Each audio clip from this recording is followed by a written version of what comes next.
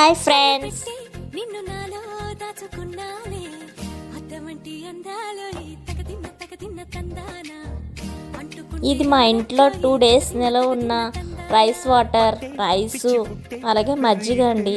దీన్ని బాగా 3 days పక్కన పెట్టాను. చూసారా, వైట్గా బ్యాక్టీరియా ఫామ్ అయింది.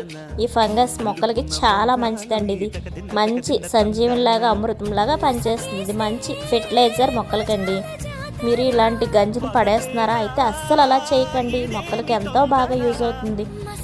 ఈ గంజిని వాటర్లో కలిపి ఇవ్వటం వల్ల దీనిలో ఉన్న సూక్ష్మ పోషకాలు మొక్కలకు అంది మొక్కలు చాలా హెల్దీగా, సాయిల్ కూడా ఫెర్టైల్గా మారి మన మొక్కలు చాలా పోషకాలు అందుతాయండి.